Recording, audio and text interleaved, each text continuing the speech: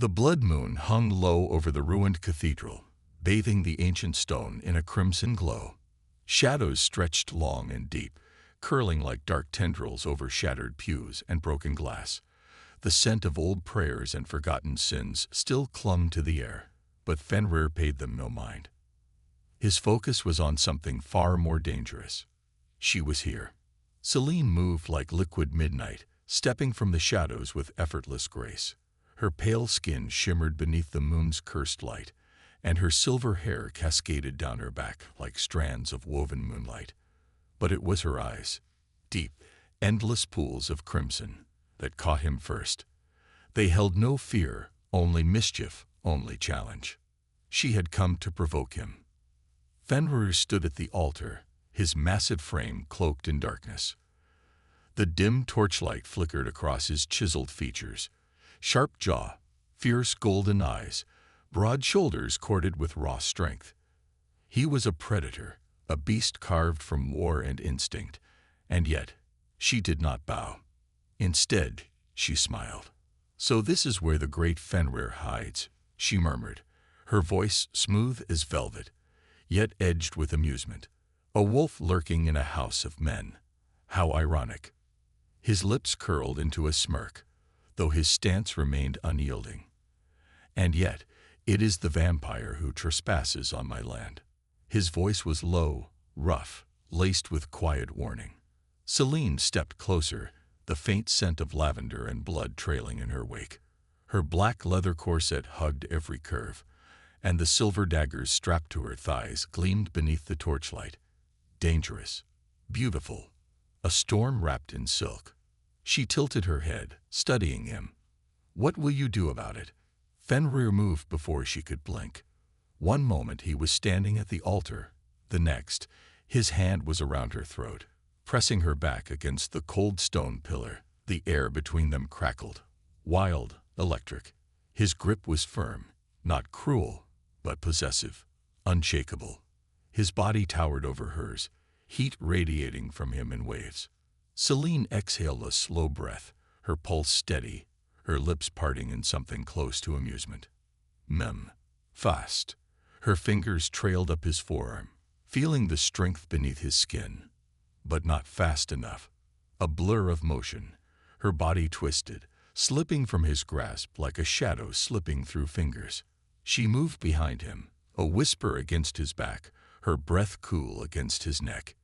"You reek of restraint, wolf." Fenrir turned, his eyes darkening. A low growl rumbled from his chest, deep and primal. No one had ever danced with him like this. Others feared him. Others bowed. But she was different. She was a predator, like him, but playing a game she did not yet understand. She was pushing him, testing him, and he was losing patience. With a sharp movement, he caught her wrist, twisting her arm behind her back in one swift motion. Her back collided with his chest, her body trapped against his unyielding strength. Celine let out a low, breathy laugh. Careful, Fenrir. If you hold me like this for too long, I might start to think you enjoy it." His grip tightened, his lips brushing dangerously close to her ear. "Do not mistake my tolerance for mercy, little vampire." Her smile deepened. "And do not mistake my stillness for surrender, beast." For a long moment, neither moved. The air between them thickened, charged with something dark, something forbidden. The ancient feud between their kind screamed for blood, yet their bodies remained locked in a different kind of battle, a dance of dominance, of control, of power restrained by the thinnest thread.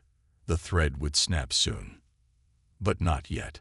With a slow, deliberate motion, Fenrir released her, stepping back just enough to let her breathe. His golden eyes burned into hers, unrelenting, unwavering. "Leave," he ordered, "before I forget why I shouldn't rip you apart." Celine's gaze flickered, amusement laced with something else, something far more dangerous.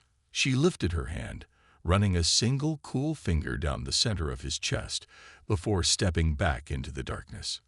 "Until next time, my wolf." And just like that, she was gone. But Fenrir knew this was far from over. The night air was thick with the scent of rain, but beneath it, something else lingered, something richer, darker. Blood and moonlight, power and temptation. Fenrir stood at the edge of the forest, his breath slow and measured, his body tense with something he refused to name. The memory of her touch burned against his skin like a brand, her scent still clinging to him despite the hours that had passed. He should have let her go. He should have walked away. But the hunt had already begun. A wolf never let his prey escape. His golden eyes pierced through the shadows, tracking her effortlessly. She wanted to be found. He could feel it in the way her presence teased him, lingering just out of reach. She was leading him deeper, pulling him into her world, but he did not follow as a fool. No, he was the predator in this game. And she knew it. Through the dense canopy, the blood moon cast its eerie glow, illuminating the ruins ahead. Crumbling stone arches stood like ancient sentinels, half buried in the grip of twisted vines. The air crackled with old magic, remnants of forgotten rituals, and whispered sins. Then he saw her. Celine stood atop a broken pillar, bathed in silver light. The wind toyed with her hair, sending strands of moonlit silk dancing around her face. Her crimson eyes gleamed with knowing amusement, and her lips, dark as crushed berries, curved into a slow, dangerous smile. "You found me," she murmured, her voice carrying effortlessly through the night.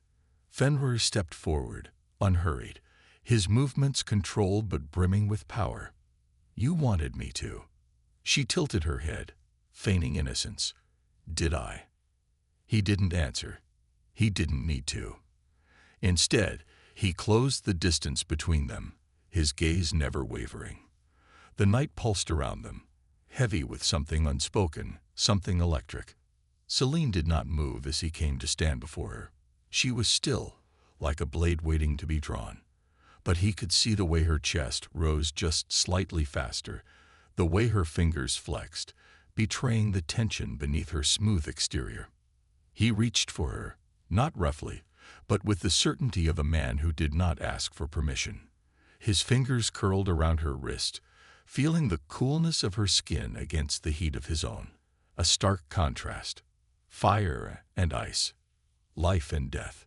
She did not pull away. Instead, she lifted her free hand, letting her fingers trail along the ridges of his collarbone, down to the center of his chest. A touch so light, it was almost maddening. "Your heart is racing, Wolf," she whispered, eyes gleaming with something wicked. "Are you afraid of me?" His grip tightened, not enough to hurt, but enough to remind her who he was. A low, rumbling growl echoed from his throat. "No, but you should be afraid of me." Celine laughed, soft and dark, the sound wrapping around him like silk. "Oh, Fenrir, if I feared you, I wouldn't be here." Then, in a movement too fast for mortal eyes, she was behind him, her breath cool against the back of his neck. He turned, but she was already circling him like a phantom, her fingers ghosting over his arm, his back, his jaw. "Tell me," she murmured, her voice a whisper against his ear, "do you hunt me because you want to kill me, or because you can't stay away?" Something inside him snapped. In a blur of movement, he seized her, pushing her back against the cold stone of the ruined pillar. His body caged hers in, his hands planted on either side of her, golden eyes burning into crimson. The space between them was razor thin. Celine's smile didn't waver, but her breathing had changed. Just slightly. Just enough. "I should rip you apart," he murmured, his voice rough, his lips dangerously close to hers. Celine's fingers trailed up his chest, over the pulse in his throat, finally resting against his jaw. "Then why don't you?" A dangerous silence stretched between them. The answer hung unspoken in the air, thick and undeniable. Because he didn't want to. Because the thought of her, the scent of her, the very essence of her had carved itself into him like a curse. And curses were never easy to break. Her lips parted just slightly, her gaze flickering to his mouth for the briefest second. A silent invitation, a taunt, a dare. Fenrir growled low in his throat, his control hanging by a thread. But he wasn't ready to break it. Not yet. With a sharp breath, he stepped back, releasing her. His jaw was tight, his fists clenched. "This isn't over," he said, his voice like a promise. Celine's smile deepened. "No," she agreed. "It isn't." And in that moment, beneath the cursed glow of the blood moon, they both knew it never would be. The night stretched endlessly, the stars hidden behind a thick veil of clouds. The air was heavy, laced with the scent of damp earth and old magic. Somewhere in the distance, a wolf howled, a low, mournful sound that sent a shiver through the trees. Fenrir stood at the river's edge, muscles tense, breath slow and controlled. But beneath that surface, something wild burned, something raw and restless. She was close. He could feel her, even before he saw her. Her presence was an ache beneath his skin, a whisper in his blood. Every instinct screamed for him to leave, to sever this unnatural bond before it consumed him whole. And yet, he stayed. A ripple in the water, a shift in the wind. Then she appeared. Celine emerged from the shadows, moving like mist over the riverbank. Her dress clung to her form, soaked from the water, the fabric shimmering in the moonlight. Her dark hair spilled over her shoulders, the ends dripping like ink onto pale porcelain skin. She was breathtaking, and she was poison. "You're still here," she mused, her voice carrying that same haunting amusement, as if she had expected him to run. Fenrir didn't move, didn't speak. His golden eyes burned into hers, sharp and unreadable. Celine took a slow step forward, her bare feet barely making a sound against the wet stones. "What is it, Wolf?" she whispered, tilting her head, her crimson gaze locked on his. "Afraid you'll lose control." He let out a low growl, not in mourning, but in frustration. She knew. She always knew. Celine smiled, dark and knowing. "You fight it," she murmured, reaching up, her fingers barely grazing his jaw. "But we both know the truth." He caught her wrist in an iron grip, not rough, not cruel, just enough to stop her, to remind her that he was not weak, that he was still the one in control. Her smile didn't falter. If anything, it deepened. "There it is," she whispered. Fenrir exhaled sharply, his grip tightening. "You play a dangerous game." Celine leaned in, her lips a breath away from his ear. "So do you." His pulse thundered, the heat between them unbearable. She was cold, like marble beneath his touch, but it didn't matter. The need, the hunger, was the same. His hand slid up, fingers threading through her hair, tilting her head back. "This is madness," he murmured, his voice low, guttural. Celine's breath hitched, just slightly, just enough. Then stop. He should have. But he didn't. In one swift movement, he pulled her flush against him, his lips crashing against hers. It wasn't gentle, wasn't careful. It was raw, primal, a war between fire and ice, between instinct and restraint. Her fingers curled into his shirt, pulling him closer, deeper.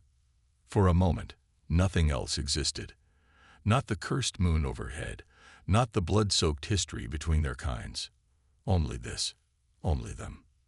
Then she pulled away, just enough to whisper against his lips. "You're mine now, Fenrir." He let out a slow, ragged breath, his forehead resting against hers. "No, Celine." His voice was rough, unsteady. "You're mine." And deep down, he knew he had been from the very beginning. The forest pulsed with the heartbeat of the night. The wind carried the scent of damp earth, of crushed leaves, and something far more dangerous, something forbidden. Fenrir stood beneath the towering pines, his body rigid with unspoken conflict. He had spent his entire existence resisting, fighting against the pull of her, of what she was, what she represented. But it was useless now. The moment he tasted her, he had sealed his fate. Celine moved like a phantom through the trees, her presence shifting the air itself. She was silent, But he felt her, the unnatural stillness of her form, the way the night itself bent around her. And yet, despite her cold, immortal grace, he sensed something deeper, something burning beneath the surface. "You're following me now," she mused, her voice lilting with amusement as she stopped just a breath away. "Isn't that against your nature, Wolf?" Fenrir let out a slow, measured breath, his golden eyes locked onto hers. "You knew this would happen." Celine smiled, tilting her head as if studying a beautifully caged beast. "Did I?" she whispered, her fingers grazing his forearm, testing. "Or did you?" His jaw clenched. She was playing with him again, toying with the fire she had ignited between them. But she underestimated the flames.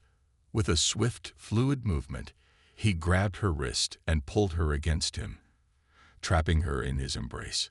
A gasp slipped past her lips, soft, barely there, but enough. Enough to tell him she wasn't unaffected. "You enjoy this," he murmured, his breath warm against her skin. "The chase, the danger." Her smile deepened, though there was something else in her eyes now. Something darker, more uncertain. "And you," she whispered. "Does it thrill you, Wolf? Knowing I could end you with a single bite?" He exhaled a low, knowing chuckle. "You won't." She went still. "You're so sure." His fingers traced along her jaw, tilting her chin just enough to hold her gaze. "Yes." It wasn't arrogance. It wasn't a challenge. It was the truth. Because she could have killed him 100 times over, could have drained him, shattered him, left him a broken thing beneath the moonlight. But she never did. Because Celine, the untouchable, the untamed, had already made her choice. Just as he had. Her lips parted as if to speak, but she hesitated. And in that moment, he saw it, the war within her, the pull she refused to name. Fenrir leaned in, his voice a whisper against her ear. "You want to run." His grip tightened, not enough to hurt, just enough to remind her, to bind her to the moment. "Go ahead." Celine didn't move. He felt her breath, heard the slight hitch of it. Then her hand slid up his chest, fingers tracing the contours of muscle, the heartbeat beneath. Her touch was cool, feather-light, deceptive. She could kill him, but she wouldn't. "You think you've won," she murmured, her lips inches from his own. His smirk was slow, unshaken. "No, Celine." His voice dropped, the words a quiet, possessive promise. "I think we both lost." And then, like the collision of two stars fated to burn, he kissed her. This time, she didn't resist. The night was thick with tension, the air charged with something primal, something unspoken yet undeniable. The ancient ruins stood in eerie silence, silver moonlight slicing through the cracks of forgotten stone. Shadows danced, stretching and curling like restless spirits. He stood at the center, tall, formidable, a force of nature caged within flesh and bone.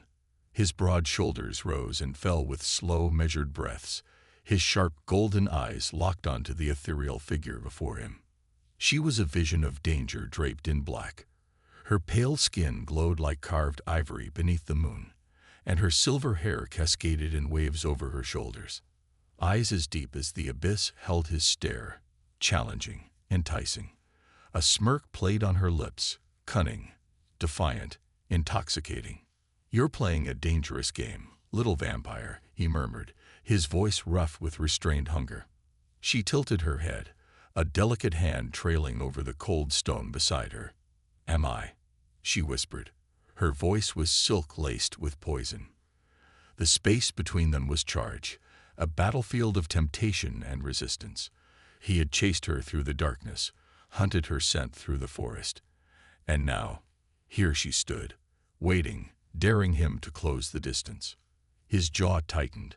Everything in him screamed to take control, to remind her of the laws that bound their kinds. But there was something more insidious, something more dangerous than hatred or rivalry. She was under his skin, in his blood, a venom seeping into his very being. "You pushed too far this time," he growled, stepping forward.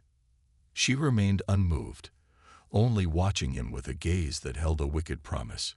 "Did I?" Her voice was barely a whisper, but it echoed in his mind, twisting around his restraint like a lover's touch. His hands flexed at his sides.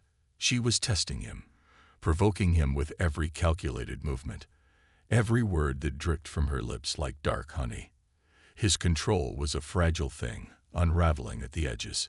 With a swift motion, he closed the distance between them, pressing her back against the cold stone wall. A gasp slipped past her lips, but she did not resist. If anything, her smirk deepened, her fangs glinting in the moonlight. He braced a hand beside her head, his body a caged storm, just inches from hers. "You think I won't break you, vampire?" His voice was low, dangerous. Her laughter was soft, sultry, a whispered sin. "You couldn't if you tried." His breath hitched, a growl vibrating deep in his chest. She was fearless, reckless. She thrived on the chaos she created between them. And damn it, he couldn't look away. His fingers brushed against her jaw, tracing the cold, flawless skin. She did not flinch. Instead, her lips parted slightly, her breath feathering over his. A silent invitation. A dare. His self-control teetered on the edge of destruction. He should have walked away. He should have ended this long ago. But here, in the dark, with the scent of her filling his senses, there was no denying the truth. She was his undoing. And he would fall willingly. The silence between them was razor sharp, a fragile thread stretched too thin. His breath was hot, heavy with restraint, yet his golden eyes burned with something far more dangerous than anger. He had chased her through the night, through the depths of a world where they were sworn enemies. Yet here they stood, so close the space between them barely existed. Her silver eyes glowed like frost-kissed moonlight, filled with amusement, with challenge, with something that made his blood burn. She was toying with him, unraveling his control with the mere tilt of her head, the faint curve of her lips. His fingers curled against the stone behind her, his body a storm held back by a fraying chain. "You have no idea how close you are to breaking, vampire," he growled, his voice thick with a warning that even he didn't believe. She let out a soft, breathy laugh, an intoxicating melody that sent a shiver down his spine. "Breaking," she echoed, her voice silk-laced with venom. "You mistake me, wolf. I don't break." His jaw tightened, the beast inside him restless, wild. "Then what do you do?" His voice was rough, each word measured, his restraint hanging by a thread. Her icy fingers ghosted over his chest, slow, deliberate. "I ruin," she whispered, her gaze locked onto his. "I consume." A muscle in his jaw twitched. She was a force he could neither control nor resist. Every word, every movement, pulled him deeper into a game neither of them could afford to lose. His free hand shot up, fingers wrapping around her wrist, not hard, but firm, possessive. She stilled, her smirk fading just slightly as his heat burned into her cold skin. His hold was not cruel, not violent, just undeniable. "And what happens when something ruins you, vampire?" he murmured, his voice low, edged with something dark, something primal. For the first time, she hesitated, just for a second. And that second was all it took. With a swift motion, he spun her, pressing her back against the ancient stone. Her breath hitched, brief, sharp, but she didn't fight him. If anything, her lips parted, her silver eyes flashing with something raw, something she wasn't sure she wanted to name. His body was fire against her ice, his strength a force of nature she had never truly measured. The moonlight carved shadows over his sharp features, highlighting the raw, untamed hunger in his gaze. He was dangerous, unpredictable, and utterly relentless. And she wanted him. Her fingers brushed over his chest again, slower this time, feeling the steady, thunderous rhythm beneath. A heartbeat, wild, strong, alive. So unlike her own silent existence. "What are you waiting for?" she murmured, her voice teasing, but laced with something deeper. His grip on her tightened just slightly, his breath coming slow and controlled, though his pulse betrayed the storm inside him. "For you to stop pretending you don't want this," he said, his voice like distant thunder. Her lips curled, though her eyes softened, just enough for him to see it, to feel it. His gaze dropped to her mouth for just a moment, then back to her eyes. Something shifted. The distance between them vanished, stolen by the inevitable. The night swallowed them whole, two creatures bound by instinct, by war, by something neither of them could name, but neither of them could resist. And in that moment, nothing else existed. Nothing but the hunter and the hunted. Nothing but fire and ice. Nothing but ruin. The wind howled through the ruins, carrying the scent of rain and blood. Shadows danced across the broken stone, weaving between the cracks like ghosts of a forgotten war. But neither of them moved. The werewolf's golden eyes burned through the darkness, locked onto her with the intensity of a predator that had finally cornered its prey. Yet there was no fear in her silver gaze, only amusement, laced with something far more dangerous. "You think you've won, Wolf?" she whispered, her voice a breath of cold silk against his skin. His grip on her wrist tightened just slightly. A silent answer. She let out a soft, knowing laugh, her lips curving in a way that sent a slow, heated shudder through him. She was a queen in the night, carved from ice and shadow. Yet the way she tilted her chin, challenging, daring, made her all the more irresistible. "Say it," he murmured, his voice low, rough like distant thunder. Her silver eyes flashed. "Say what?" "That you want this," he said, his breath just a whisper away from hers. "That you want me." She should have laughed. She should have mocked him, taunted him, reminded him of the ancient hatred between their kinds. But she didn't, because the truth hung in the air between them, thick, inescapable. She wanted him. She had from the moment she first saw him. Wild, untamed, more beast than man. The way he fought, the way he moved, the way his heat chased away the cold she had known for centuries. He was everything she should despise. And yet, her fingers slid up his arm, slow, deliberate. His muscles tensed beneath her touch, fire beneath ice. She could feel the restrained power in him, the war between instinct and control. "You want me to surrender," she murmured, her voice dangerous, intoxicating. He leaned in, his heat pressing against her, caging her in without force, without chains, only presence. His lips barely grazed the edge of her jaw, his breath sending shivers down her spine. "No," he rumbled. "I want you to fight." The words sent a slow, wicked thrill through her. Because she would. She would push, she would claw, she would dance on the edge of this fire until it consumed them both. Her hand slid to his chest, feeling the steady, thunderous beat beneath. Alive, warm, untamed. "You're playing a dangerous game, Wolf," she whispered, tilting her head, her fangs gleaming under the moonlight. His lips barely curved, his grip on her wrist loosening, just enough for her to pull away if she wanted to. But she didn't move.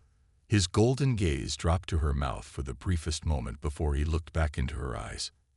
"I don't play," he murmured. A slow silence stretched between them, thick with something unspoken, something neither of them could name. And then, in one fluid movement, she twisted free, slipping into the darkness like mist. He didn't chase her, because he knew she would return. She always did. And when she did, the hunt would begin again. The war between them was far from over. But for the first time, neither of them wanted it to end. The night stretched long and endless, the moon hanging heavy in the sky like a watchful eye. He stood at the edge of the ruined castle, the scent of her still lingering in the air, cold like winter, yet laced with something that burned deep in his veins.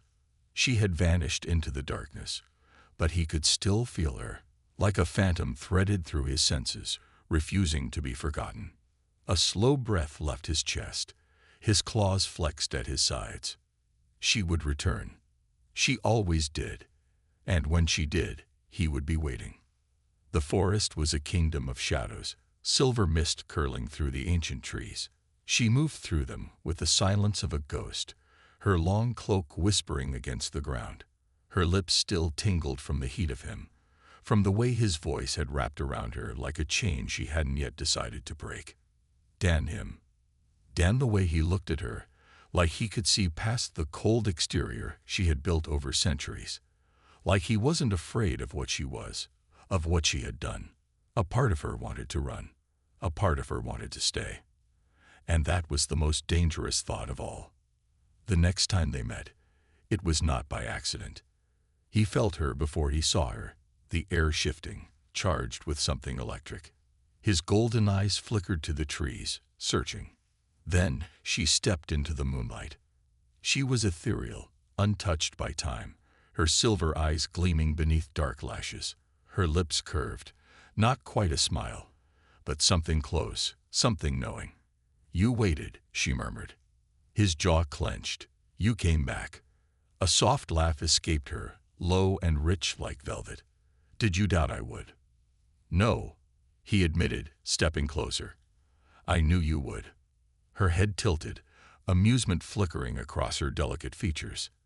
"And yet you stand there, looking at me like you've won something." He was close now, close enough to see the faint pulse in her throat, close enough to feel the unnatural cold radiating from her, close enough to touch. "I haven't won," he said, his voice low, deliberate. "Not yet." Her silver eyes darkened. "Then what are you waiting for, wolf?" A growl rumbled deep in his chest, primal, full of things he couldn't say. He reached for her, but she was quicker, spinning, twisting out of reach, teasing him with the flicker of a smile. "You'll have to do better than that," she whispered. A challenge. One he intended to win. Heat pulsed through his muscles as he moved, a blur of strength and instinct. He caught her wrist, pulling her against him in one swift motion. She gasped, soft, sharp, but didn't pull away. Their bodies were flush now, her cold against his heat, ice against fire. He heard the quickened beat of her breath, saw the way her lashes fluttered, just slightly. "I'm not playing anymore," he murmured, his lips barely a breath from hers. Her fingers traced his jaw, light as air, but there was steel in her touch. "Neither am I," she whispered. And then she was gone again, slipping from his grasp like mist dissolving into the night. But he didn't chase her, because this time he knew she would come back. She always did. And when she did, there would be no more running, no more games, only the fire that had been burning between them since the moment their worlds collided. And neither of them would escape it.